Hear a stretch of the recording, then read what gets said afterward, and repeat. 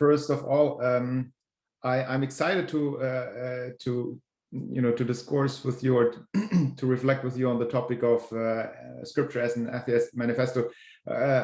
Anthony always comes up with these nice, punchlines. So yesterday, when he was asking me what title should we give it, I was basically trying to think of things, and then while I was thinking, he already was shooting like 5-6 great examples of how to title this thing, and so we ended up with, I think, scripture and atheist manifesto. I liked it. And this morning, when I looked again at the title, I thought, there's one thing I don't like about it. So, and that's that I think the way how you posted it, it has a question mark behind the manifesto. It should be an exclamation mark. And I hope I can make an argument for this, or the text can make an argument for this.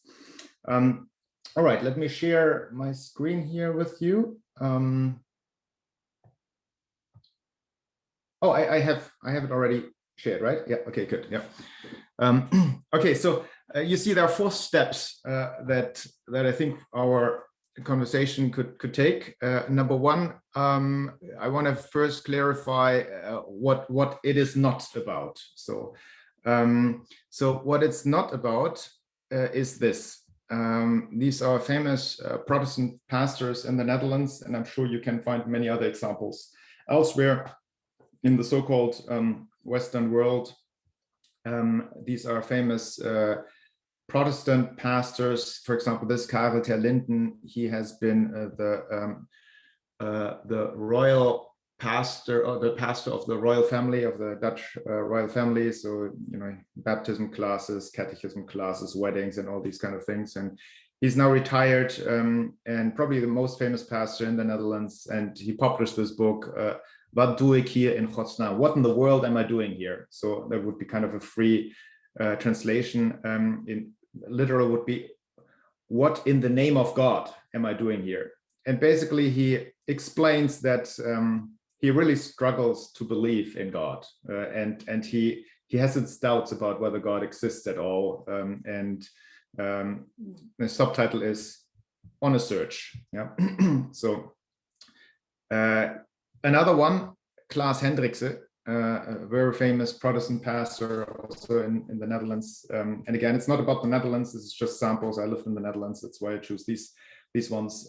Klaas Hendrikse, he got famous with his first book that he published in the Netherlands, I think in the early 2000s it was, and it says, God bestaat niet en Jezus is zijn zoon. God doesn't exist. And, oh no, sorry, that was the first one, this one. Geloof in een God die niet bestaat, manifest van een atheïstische domino. Title says, faith in a God who does not exist. The manifest of an atheistic pastor.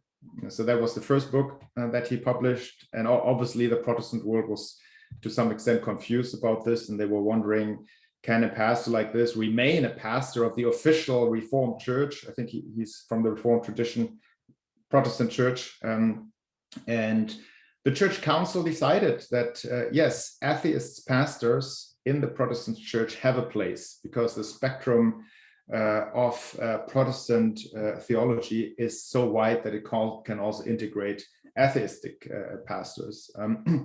And a book that he published just a couple of years later was God bestaat niet en Jezus is zijn zoon. God does not exist and Jesus is his son. So you see where this is going.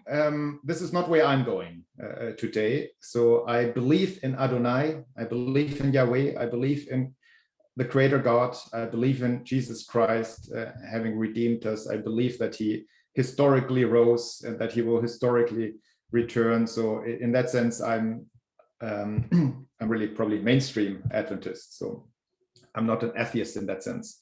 So I'm not going there. Although I must say I have much empathy and sympathy for these pastors, because they have gone a route that I resonate quite a bit with myself. I've gone similar routes in my own life. I'm a pastor's kid. I've been a convinced Adventist. I've lost faith when I was about 18, 19, and it took me a couple of years until I found my way through the difficulties of life into the church back. I wouldn't even say back, because the church that I entered is not the church that I left or the faith that I entered was not the faith that I left when I lost faith. Okay, so but then what is this about today? So it's this. Just try to read here with you Exodus 20. If we can come back to this text at the end of the Sabbath school, then I think we have achieved what we wanted to do. So, and God spoke all these words. All these words. I'm the Lord your God. This is Yahweh. It's important in Hebrew. It's Yahweh, and we'll have a discussion about this later. I'm Yahweh, your God, who brought you out of the land of Egypt, out of the house of slavery. You shall not have other gods before me. You shall not make yourself a carved image or any likeness of anything that is in heaven above, that is on earth beneath, or that is in the water underneath under the earth. You shall not bow down to them, that's the gods, or serve them, for I, Yahweh, your God, is a jealous God, visiting the iniquity of the fathers on the children to the third and fourth generation of those who hate me, but showing steadfast love to thousands of those who love me and keep my commandments. You shall not take my name, Yahweh, your God, in vain, for Yahweh will not hold him guiltless who takes his name in vain. So what you see so far in the first commandments, it's all about idolatry, and the gods should not be worshipped, and we should not make anything that simulates those gods and stuff like that. It's basically, I would argue, the neglection of the gods. So the gods don't do anything with gods. So it might read here a little bit that Yahweh still confirms the existence of gods, because he says, I'm a jealous God, right? Don't serve them as if they exist. So but we'll see in later texts that this is not the case. The Old Testament is very clear that the gods don't exist. But for those who believe in those gods, of course, those gods exist, and so you need to relate to that to that world as well. And then comes, I think, an interesting, particularly for Adventists, but also for Jews, a very interesting twist. So after the gods have been deconstructed, and after it has been clear that you should not do anything that is alike, that likens them, then it says, by the way, you should keep the Sabbath. And the argument, you know this by heart, the argument is because I keep the Sabbath. So, which is ironic, and we'll see that nothing is like God, right? Nothing is like God. The only thing that should be like God are men, or human beings. Human beings are like God. So anything else is not like God. And this has huge implications for not just this topic, but I think for the experience of faith, experience of Christian life, and how we relate to this world. So it's a Christian faith, Adventism in particular, is always a deconstruction of the gods, unmasking them as human-made products, religion as a human-made product, and we'll argue for that a little bit more. And second, that you are like God not in the sense of we are divine, but in the sense of we are imago Dei, we are images of God. So the closest we can get to God, the closest we can get an understanding of God, is to imitate the life of Adonai, to imitate the life of Jesus. So, okay, so that's kind of what this is about. So, and to keep these two things together, atheism, the deconstruction of the God, and then this radical search to imitate Adonai, this is kind of what I would like to explore with you. Is that fair, or are there questions so far? Or yeah, okay. And I've watched, Anthony. I've watched your presentation 2 weeks ago, so I'm really excited about this. I think we'll have a nice roller coaster here. Okay, so now what is the route to this? Yeah, what we just have read. So 3 steps I would suggest. The first step is idolatry. We should create some sympathy for paganism and idolatry. Religion I'm using here the term religion in the way how it has been used by Scott and by Karl Barth, but also by the critics of religion as well as by sociology. Religion is a human-made product. Yeah, that's how I use the word religion. Religion is a human-made product. It's a product of culture. It's a way to cope with this world. That's what religion is. And I'm not just saying that in abstracto. That's what I truly believe as a Christian. Religion is a human-made product. Of course, everything has now to do with definitions. So, okay. So paganism, idolatry, religion are for me interchangeable words.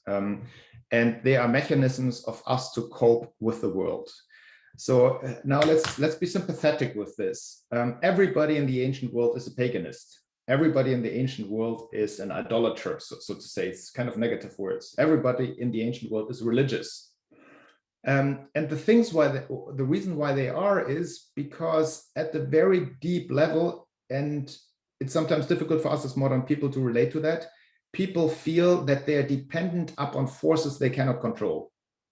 In a modern world, in a civil world, in an urban world, you live in the illusion that you are in control. But once you go out, like next week when we go into the woods of Michigan, you all of a sudden realize, hey, I'm not in control over the weather. So a blizzard might come. What should I do? I'm not in control of over my nutrition, my water supplies, my food supplies. I'm living completely at the mercy of bigger forces. So, and thus there is a deep awareness among human beings that there are things that are bigger than us, and that these things are so big that you only in a very limited way are in control over the outcomes of your own life. So, for example, when we got married and after a couple of years we tried to get kids, you think you can just get kids. So, but then you have the first miscarriage and the second miscarriage and the third miscarriage, and at a certain moment you collapse because you realize you don't have any control over this. So you completely live under fate, so to say. Okay. This awareness that there are things that are bigger than us also triggers thankfulness, because if you had a good harvest and if you were spared by the sea god as you travel from Egypt to, let's say, Greece, I mean, how thankful can you be? So there's a deep sense of thankfulness in these pagan societies. For example, in the Homeric epics, when you read them, whenever people start drinking or having a meal, they would fill the cup with wine, and the first cup they would empty on the floor, to just as a sign of gratitude. So the gods have been kind for us to actually have a meal. So, or when you would have a meal, you always would basically, spread a slice of bread, and then you would put it in the fire as an act of reverence, as an act of thankfulness. So I think that should create some sympathy for us as well. Whatever we have on the table, whatever you experience, the gift of life, there's an awareness of we are not in control of this, and if we received it, let us be thankful. So these are positive sides, and they are mixed with fear, of course, but there's another side that we should also be aware, and that particular modern religious criticism has brought to the fore, but not for the first time. I would argue that the biblical prophets are the first ones who actually see this aspect of religion, namely that religion is a way to legitimize social hierarchies and the monopoly of power. So for the Israelites, think about the Israelites in Egypt. Why is the pharaoh allowed to be a pharaoh? Because the gods have decided he's actually divine. So you see that the pharaoh, the priest, the powerful, they can lock down, they can cement their power, they can cement their rule by using religion as an argument. So, and the gods, of course, you don't want to fight. So there's a huge dimension of this as well, that you have respect for the king or for the queen, you have respect for the pastor, you have respect for the generals, who are all assigned by the divine hierarchy to be what they are, so you rather obey. Okay, so this is the third aspect, so to say, legitimization of social hierarchies. And the third aspect would be a psychological awareness that much of modern criticism is pushing, but also here I would say the biblical prophets are the first one to, and I think Anthony has hinted at this also 2 weeks ago, as the psychological projections that take place. Religion is a product of human projection, or the gods are a product of human projection. So the gods are everything that human beings are not. So they cannot die, they live a good life, they don't have to live under the angst of, do I have enough income, can I bring my family through? So it's the perfect human being that human beings have imagined to live, yeah, that human beings have imagined. And with this then is that these gods, if they're all powerful, they can lift you up, particularly in the afterlife, into a state where justice is being done to those who are suppressed and so on. So I would say these are the three dominant parts of paganism. The awareness, things are bigger than yourself. If your life is good, thankfulness. Don't praise yourself for having a good life. It's all fate. So I take this as a positive. Second, it's used as legitimization of social hierarchies and the monopoly of power. And third, there are psychological mechanisms at work that create religion and the afterlife as the antithesis to a bad world, a bad life, a disadvantaged life. Are there questions on that, or things that you would add to this? Well, then let's go to number B, which is basically just a repetition of what I said, just in terms of modern language. So if you think about Heschel, Nietzsche, Max Weber, many of the great scholars of the 19th and 20th century, they have unmasked and analyzed religion in a very, I think, strong and good way, sometimes poetic, sometimes more scientific. But I'll just give you a quote here by Heschel. We could read many others, but yeah, I think because Heschel is very close to Abraham Heschel, he's a rabbi, a Jewish rabbi, very close to our own experience of faith. He has written this book, God in Search of Man, which actually was for me a starting point to find faith again. So after I've lost it, a philosophy of Judaism. And I quote here on page 34, 35, he has this beautiful piece that reads the following.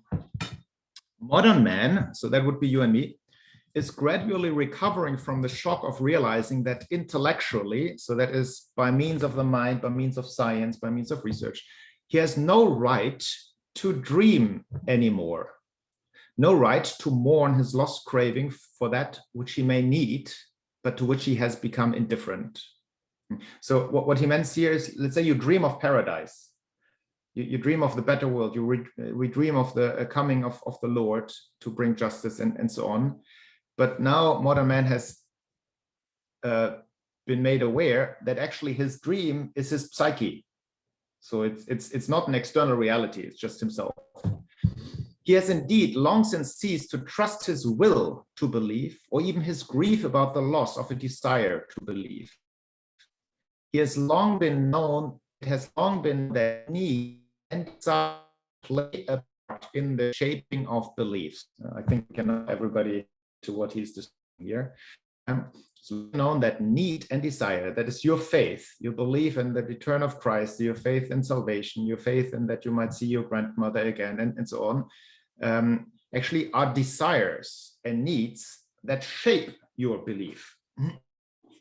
But is it true, as modern psychology often claims, that our religious beliefs are nothing but attempts to satisfy subconscious wishes? So your belief, your religious belief in God, is nothing else than an objectification of your subjective needs. That the conception is merely a projection of self-seeking emotions, objectification, the self in disguise.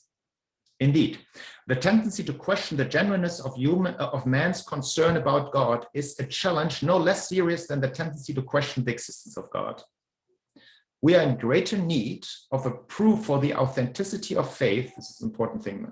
We are in greater need of the proof of the authenticity of faith than of the proof for the existence of God. So what he's saying here is, our problem is not so much whether we are intellectually justified to believe in whether God exists or not. That's a secondary matter. He says, what is more primary, whether we can have faith in our reason. Can we have faith in reason? So can we have faith in science? Can we have faith in scholarship? Can we have faith in ourselves? And not speaking here spiritually, he's speaking methodologically. So if you argue that God exists, can you trust your argument? Or to put it the other way around, if you argue that God does not exist, can you trust your argument? If you know that reason is often nothing else than the materialization of deep psychological needs. So whether you are making a big fuss out of that God doesn't exist might be, from this perspective, just a way to create certainty in your life, to create some security in your life.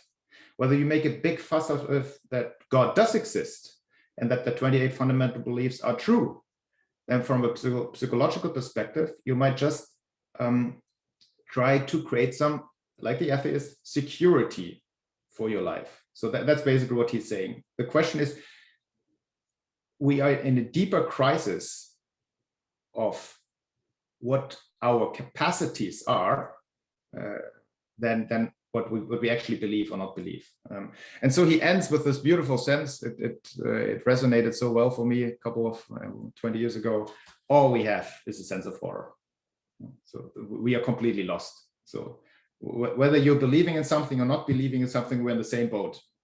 We cannot trust our senses anymore. Okay, good.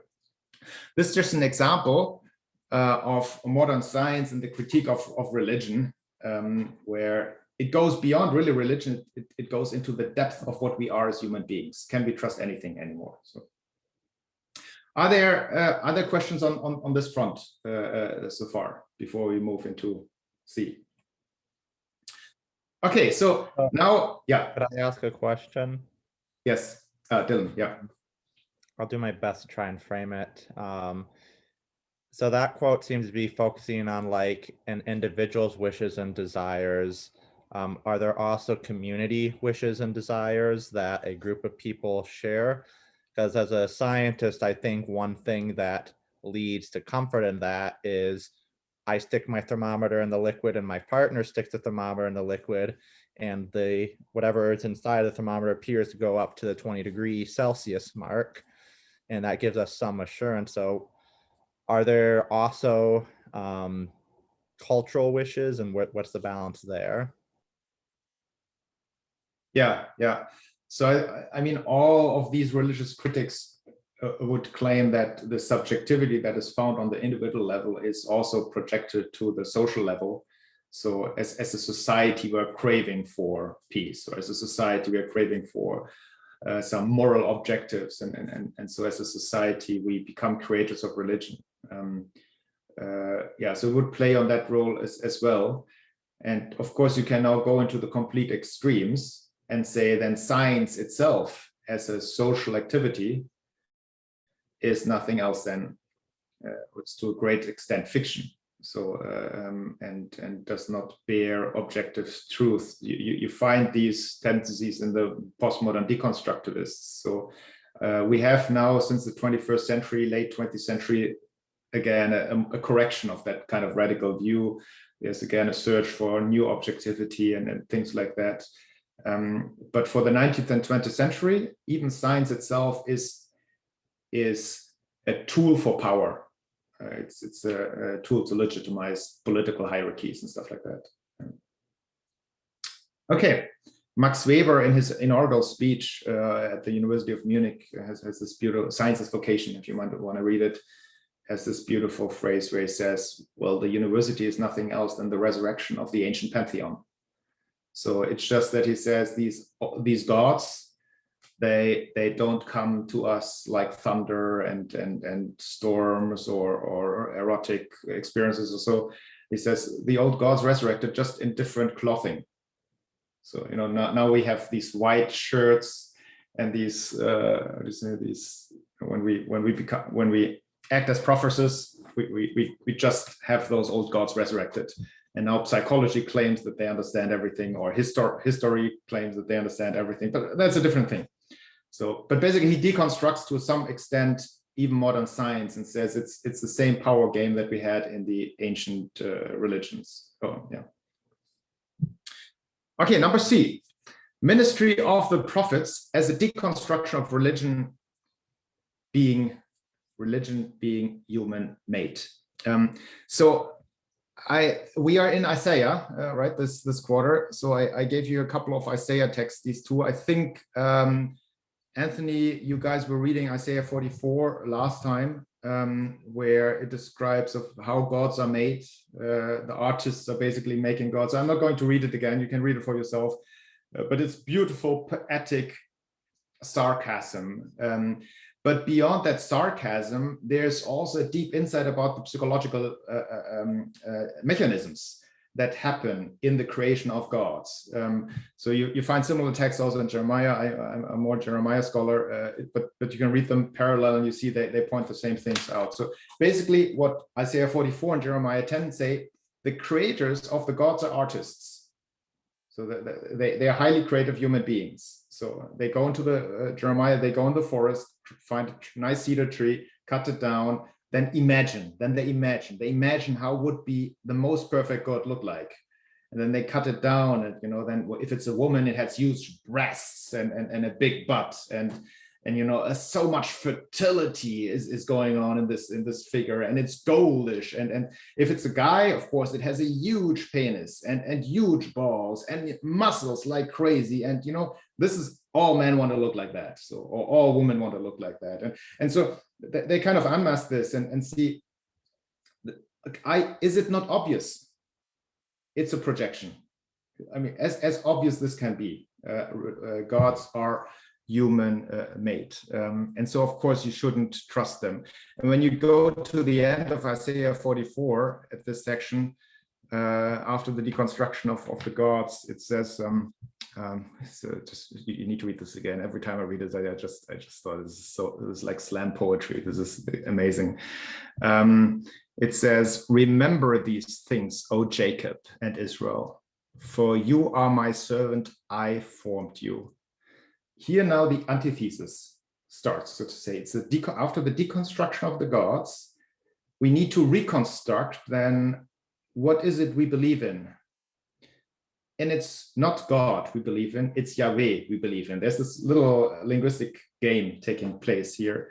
And when the Lord says, I formed you, this word yatzar in Hebrew appears in Genesis 1 and 2. I mean, Genesis 2, yeah. So it only appears, I think, 6-7 times in the Old Testament. It's always connected to creation. So no, those gods were not formed. They don't exist, but you were formed, as if the antithesis to the idol is not another god, but it's you. The antithesis to the idol is the humankind. You saw that in Exodus 20 in the law, the first 3. This is not. Don't do this. Don't do this. It's not like this. Not like this. Don't imitate these with figurines and stuff. It's you. You have to imitate. You're a god. You're like God. Sorry. Okay. Good.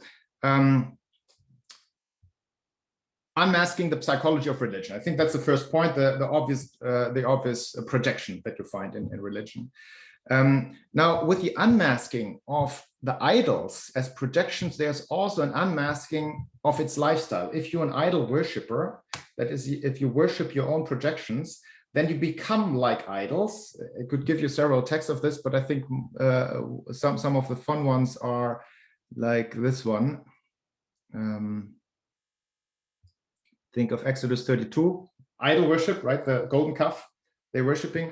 And then God says, they have turned aside quickly out of the way that I commanded them. They have made for themselves a golden calf. That's your idol then, that's your projection, and have worshipped it and sacrificed to it and said, these are your gods, O Israel, who brought you up out of the land of Egypt. So that's the projection part.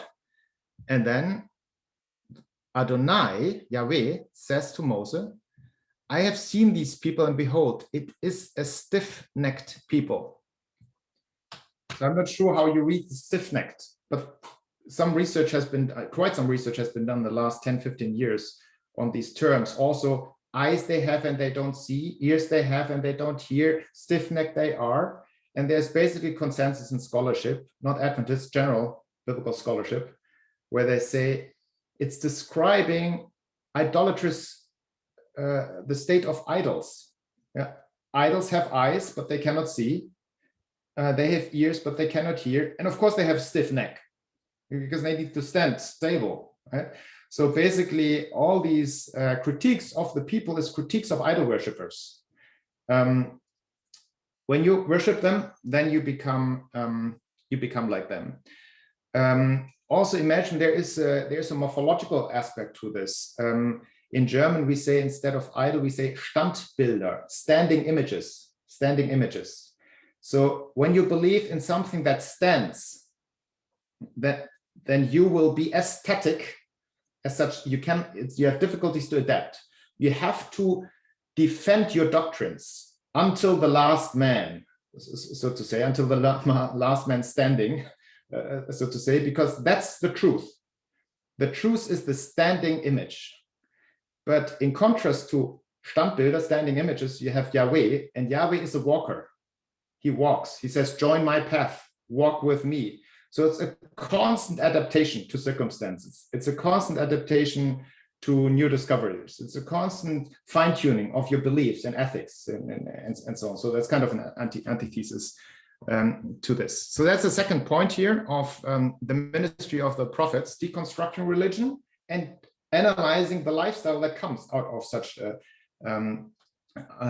an idolatry. So this critique would apply not just to, let's say, a fundamentalist Christian, it would also apply to a fundamentalist atheist. Both are involved in projections, both are involved in, when we define religion in the way that I propose, both are involved in religion, and both have to remain static. They have a truth that they have to defend. So, okay. Now, Yahweh is the antithesis then to religion. Think about Genesis 1 and 2. The sun is not a god, the moon is not a god, the water is not a god, the animals are not the gods. It's a constant deconstruction of these of religions, of human religions. And the high point is really in verse 26, 27.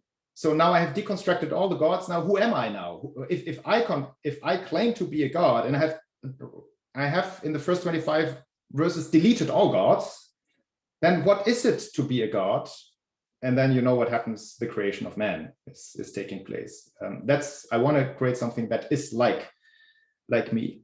And so I want to read with you this one, and perhaps, and Anthony, perhaps then I just stop for a while and then open up the discussion. So if you understand now that the deconstruction of the gods also means it's a deconstruction of the legitimization of social hierarchies, a deconstruction of coming to terms with life and accepting fate as it is.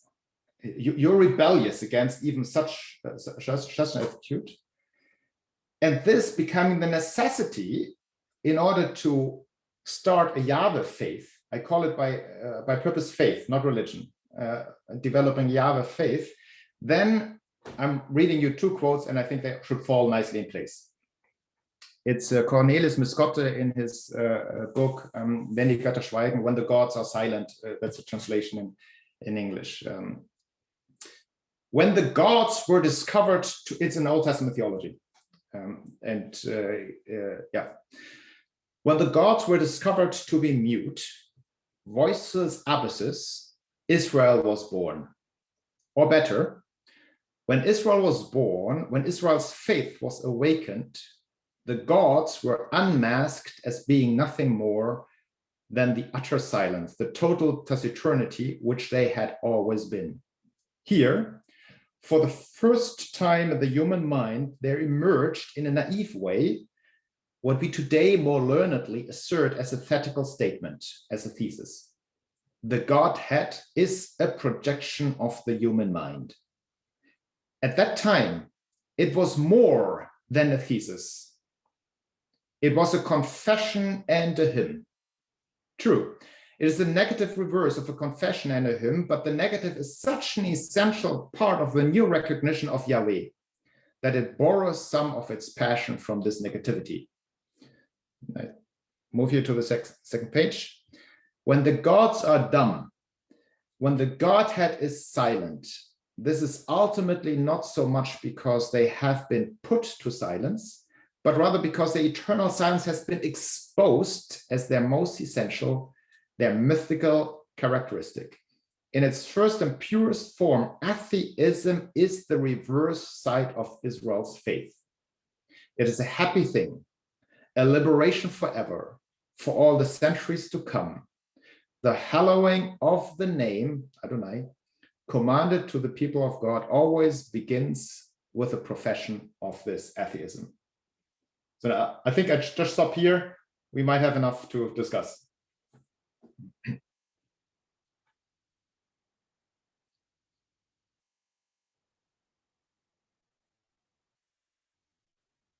So feel free to bring up any observations, questions, needs for dialogue. Yeah, this was really wonderful, Oliver, and I feel all of us just soaking in all that you shared. It's just a fantastic framing of the faith beginning as, or faith in Yahweh beginning as deconstruction of the gods. And so I think I have two questions that are related. The first is how this relates to Adventist history. It seems like our pioneers in many ways were doing this deconstruction by identifying Christianity as a kind of Babylon, looking at social hierarchies like institutions like slavery and seeing that as religion was permitting these things, and also looking back at the history of Europe and how religion had played that role. And so you have them kind of going through this movement themselves.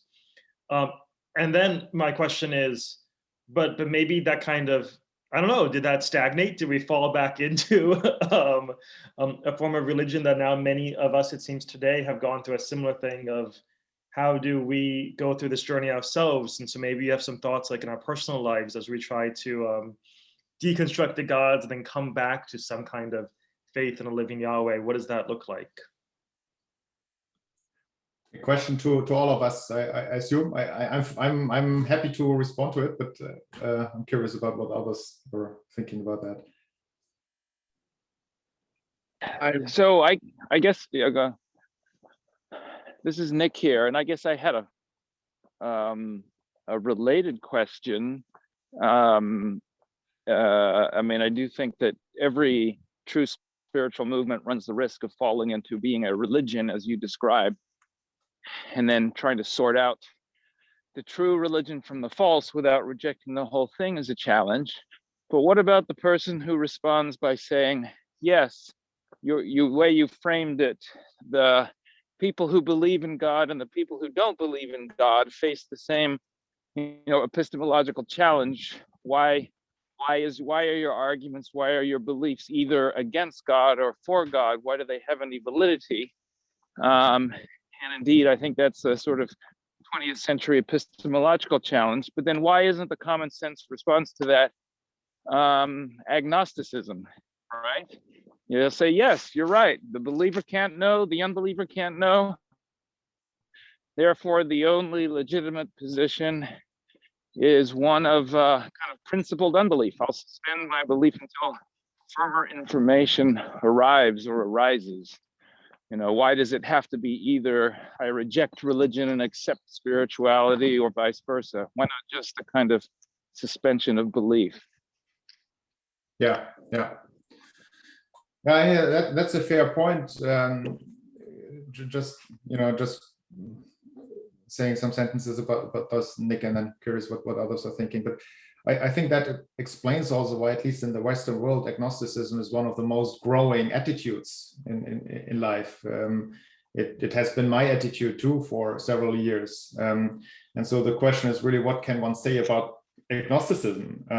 And with this growth of agnosticism, at least in the later 20th century, I see there are interesting developments in modern philosophy and science that are not Christian or anything like that, but that are resurrecting this kind of objectivity again.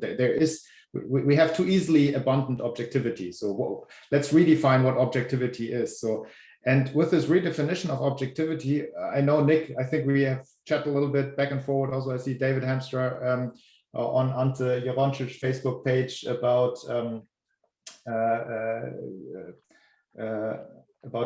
Marcus Gabriel, a German philosopher who's spearheading kind of this discussion about new objectivity, where there's also a critical reflection about agnosticism.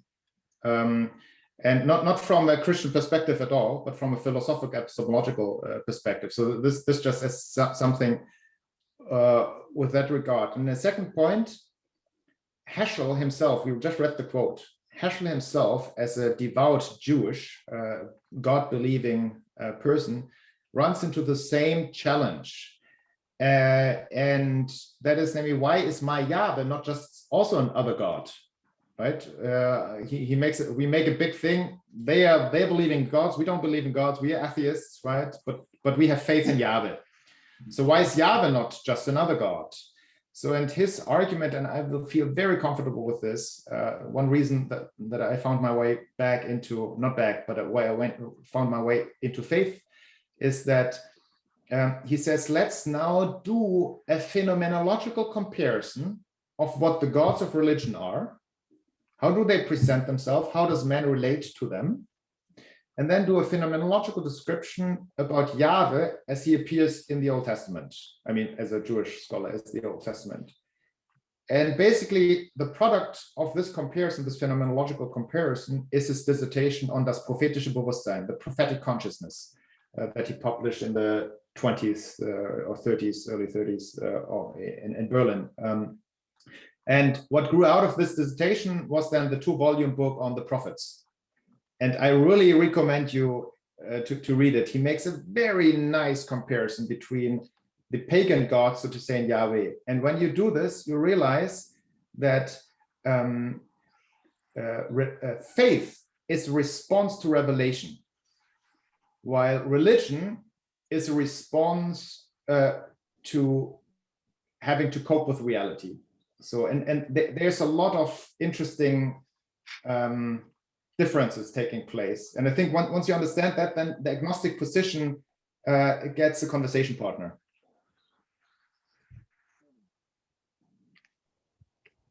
Interesting. So I see David Hans raise his hand. Yeah, it just seems intuitively to me that the agnostic position is a kind of a deferral of the question until more evidence comes in. That doesn't really hold up in any other realm of life, right? A lot of the times, by the time the evidence comes in, it's too late. Like take, for example, the question that was live in sort of the early 90s, late 80s of whether cigarette smoking is good or bad for you, right? And trying to resolve that on the basis of the scientific evidence.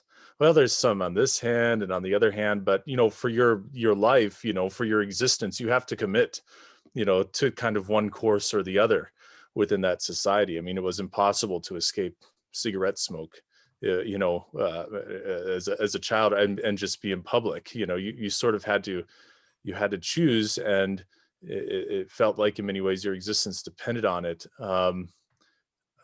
I guess I see the same thing with the question of the existence of God or the goodness of God or other questions like this, right? There's a certain force with which they present themselves, and you can principally abstain, for certain reasons from taking that commitment on one side or the other.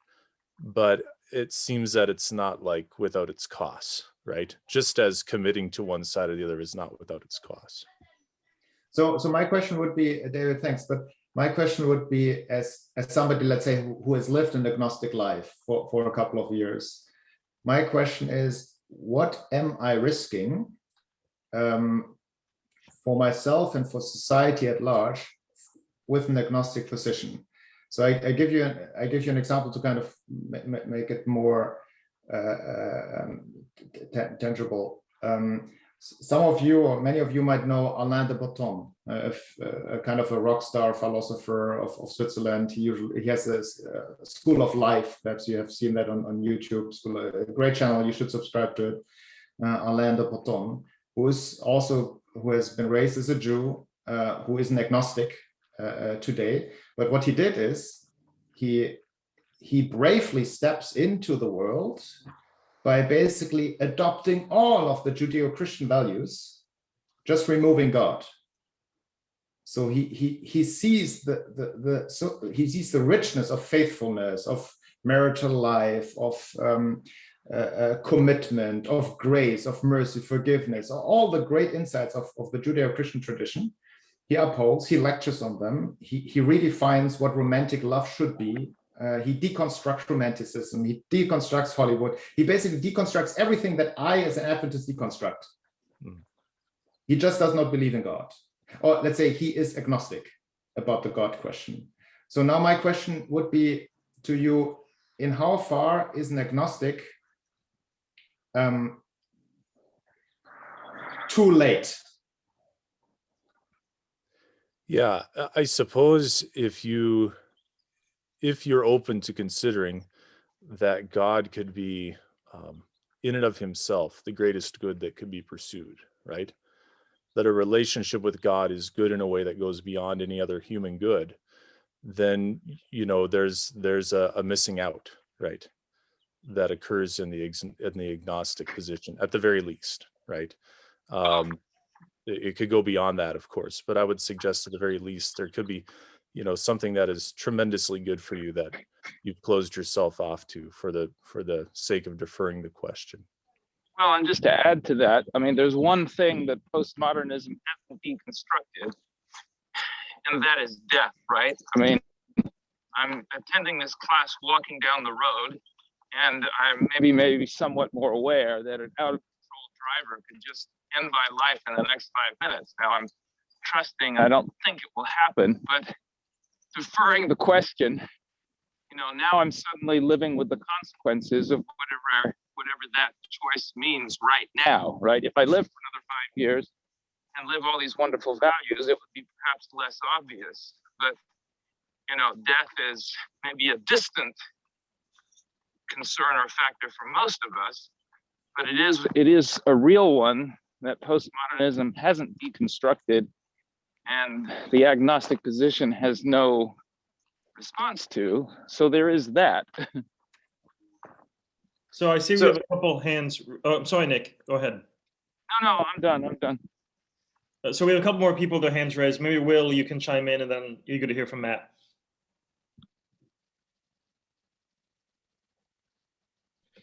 I'm probably going to take us in a little different direction. So if people want to stay in this vein, maybe we can have Matt go first, and then I had just a couple comments on atheism versus agnosticism and sort of definitions. So the way that people talk about agnosticism versus atheism, I think, is interesting, and it's evolved a lot in the last 20 or 30 years. And I'm somebody who would actually wear both labels. And so I'll try to explain how that can be, because I think traditionally people see agnosticism as sort of the fence position between theism and atheism. And I actually don't. I see them as statements about different claims. So agnosticism is a statement about epistemology. It's a statement of knowledge. So if you're agnostic, you're saying, I don't know whether God exists or not. Atheism is a statement about belief, just like theism. So if you're a theist, you're saying, I believe in God. I have a positive belief in the existence of God. If you're an atheist, you're saying, no, I don't believe in God. I have a negative belief in the existence of God. But neither one of those are knowledge claims. They're statements about a person's belief. So for myself, if I'm being sort of precise, I would say I'm both an agnostic and an atheist, because I don't make a knowledge claim about whether or not God exists, but I can make a statement about my belief. And I think that's where people sometimes get hung up when they think about it. Agnostics, they think that they're just kind of sitting on the fence and not willing to make a statement about what they believe. And I think it's helpful to make these distinctions between sort of a belief statement and an epistemological statement. So just a question back to that. So when you say you are an atheist, are you making an ontological statement about this? No, it's just a belief statement. So I'm not making a claim about ontology or metaphysics. I would say I am agnostic as to whether, God exists. So then I'm just very curious, and I never heard that. So what then does belief mean? It's a knowledge. If I'm claiming knowledge, I'm claiming to have access to some truth, right? And so I wouldn't claim that. So, but we all have to have beliefs, right? I mean, if I'm being totally specific, I'm agnostic about a lot of things in the world, because if I don't have justification for my knowledge, which I don't think I do in this case, then I would be mistaken if I tried to claim that I did. I would be overreaching. So if I'm trying to be precise as I can, then I would say I'm agnostic. But at the same time, not all of our beliefs are justified or 100% rational, but we still believe things. So my belief in God, my belief that there is no God, is a little bit of a leap of faith, like you would say. But it's a tentative thing, which I'm very readily to kind of, I'll change my mind if I suddenly find I have justification. But until I do, that seems like the most reasonable position to me. So it's a combination of, it's an agnostic atheist is what you'll hear people say. So sorry, Anthony, just one question, and then I'm fine with where we go. But so just to understand, so I'm okay. Belief is something else than knowledge. Belief doesn't have anything to do, at least the way how you portray it now, with ontological assumptions. So then the advantage of atheism over, let's say, paganism, or over theism, would be the a posteriori. I guess that's, if you say a priori there's no ontological statement, no claim, nothing being done, then I guess what makes the position of, for example, atheism better than somebody else's position, or the position of a theist better than somebody else's position, would be the consequences that would follow out of that position for real life. Is that my understanding? Yes. Yeah. That's a good way to put it. So there's pragmatic consequences of my beliefs in the world. So yeah. So it, on a certain level, it's useful. When I say, like a few people already said, saying you're agnostic doesn't really convey a whole lot of information oftentimes. And I find that describing myself as an atheist does provide more information. Thank you. Yeah. Mm-hmm. So I'm curious, Hamstra had argued that agnosticism comes with a possibility of missing out on the greatest possible good. Do you feel any FOMO? Yes. Is there any force to that? Like, you feel that, that's like a live existential tension? Yeah, for sure. So how does that play out? Like, that then would just make you incentivized to continue to explore these questions, I suppose. Yes. Yeah. No, I think that's a fair way to put it. Yeah. There's still sort of an ontological tension in the fact that I am uncertain about. Yeah. So resonating here with Matt, I would say, when I was in Matt's position, and I'm not saying that I'm more advanced now, I'm just saying I have sympathies with that position, because I think I know how it feels. So I think my FOMO, I'm not sure what FOMO is, I just have kind of semantic radiation of that term, but this kind of missing out, I guess. The missing out would be, and I'm not representing myself only, but the community that I shared these types of experiences with, they would say the same. It was not missing out on the death question, or what happens after death. So that was not of concern to us. So if there was a missing out, that is to live the here and now more truthfully. So that was the missing out that we might get excited about, and that's why we continued studying and figuring out what's going on. But death was not the threat, which I think makes sense also from an Old Testament perspective. But that's another thing. Yeah. Is that because we live in a time where death is not as pressing? You know, you lived in a context where death was not eminently, you know, like I don't think about death very often. I walk to a cemetery every day, and I still don't really think about death all that often. Yeah. You think that's a corollary of that, or you just think that we should like Nick's argument isn't very compelling? Like death isn't as powerful as some make it out to be. Yeah, Nick is a lawyer, so I don't want to get an argument with him. But no, I would say the contrary. I would say that our modern, postmodern life is more obsessed with death than the ancient world was. So look at the Old Testament. How much text do you find about concerns about the afterlife? How often is the Old Testament speaking about the danger of death? So where do you find these texts? So obviously there is, and again, this is a different topic, but obviously death is not so much in the face of theological texts and prophetic ministry than it is on our modern crisis, or of you know, how to get the vaccination. I don't want to prematurely die, or what to do with the dead people, so this is less prominent in the Old Testament text, and not just in the Old Testament text, but also in ancient Near Eastern texts and ancient texts like the Homeric epics. Yes, death is part of what hits us all. So and there's not much speculation about what happens after that. Hades is not a very well developed theology in the Greek world either. So like Hades, yeah. Oliver, I just looking at the time, maybe what you can do is close us in prayer, and then whoever wants to hang out and keep chatting, if you're able to, that's great. We can chat for a little bit longer, but I want to give those a chance to leave if they have other obligations or commitments. Yeah, and William also wanted to open up an so avenue. Feel free to stick around for the after conversation, and we can sure, yeah. So before I pray, let me say just two few things to land this in a way, at least to land it for myself. So you see it here, arriving at this hymn. I read you, Miss Cotter. I think it's beautifully written. But the one thing is, as an Adventist, I usually in conversations, I introduce myself as an atheist.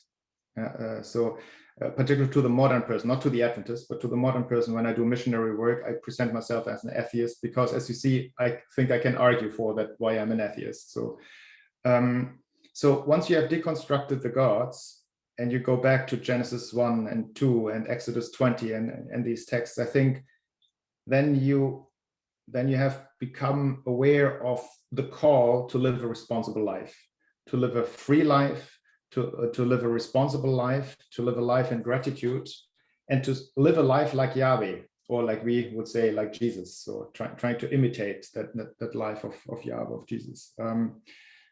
And this does not mean that I'm now opening up a perspective of Marxism and socialism, where we deconstruct the gods, and now we have all the energy and power to invest into a better world than the here and now.